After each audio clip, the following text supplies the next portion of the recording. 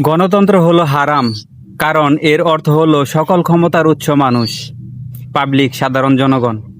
সকল ক্ষমতার উৎস কেবল একমাত্র আল্লাহ তাআলা। বিধান চলবে তার, দেশ চলবে কোরআনের আইন দিয়ে, যেভাবে রাসূল চালিয়ে গেছেন।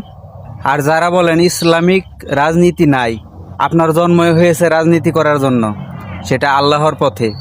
রাসূল যেভাবে দেশ চালিয়ে গেছে ওই রকমভাবে চালানোর জন্য মানুষকে আল্লাহ তাআলা প্রতিনিধির দায়িত্ব দিয়ে পাঠিয়েছে। যখন আপনি জন্ম নিয়েছেন তখনই আল্লাহ আপনার প্রতিনিধি হিসেবে দুনিয়ায় পাঠিয়েছে। তো আপনি কি করতেছেন? গণতান্ত্রিকভাবে দেশ চলছে, দেশে অন্যায়, অত্যাচার, দুর্নীতি, চাঁদাবাজি অহরহ হচ্ছে। প্রতিটা জায়গায় জায়গায়, দোকানে দোকানে থেকে চাঁদা নিচ্ছে লোকেরা। আর দেশে যদি কোরআনের আইন প্রতিষ্ঠা হয় তাহলে মানুষের কোনো কিছুর অভাব হবে না। যেমন রাসূলের যুগে জাকাত দেওয়ার জন্য লোক পাওয়া যাইতো না, মানুষ মাইকিং করে করে বলতো যে কে জাকাত নেবে, কে জাকাত নেবে। এইরকম পর্যায় আমাদের এই সময়েও হবে যদি ইসলামিক রাজনীতি প্রতিষ্ঠা হয় এবং মানুষ কোরআন হাদিসের দিকে চলে আসে, আল্লাহ রাসূলের কথা বলে। আমি একটা জিনিস বুঝি না, আপনারা কেন চান না যে কোরআন হাদিস মেনে মানুষ দেশ চালাক?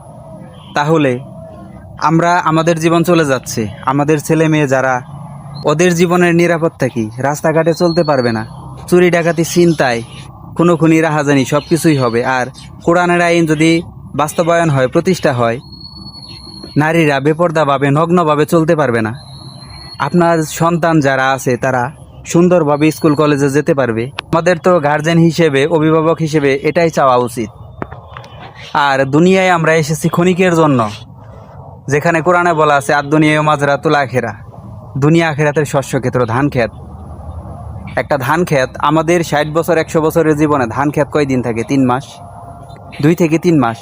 তো আখিরাতের সময় অনুযায়ী আমাদের দুনিয়ার জীবনটা হলো 1 থেকে 1.5 সেকেন্ড। এই 1.5 সেকেন্ডে আমরা কত কিছুর চিন্তা ভাবনা করি যে আমার বাড়ি করা লাগবে, গাড়ি করা লাগবে, 1000 কোটি টাকার সম্পদ লাগবে। কেন রে ভাই? দুনিয়ায় তো তোমার চিরস্থায়ীভাবে থাকার লাগে আল্লাহ পাঠায় নাই।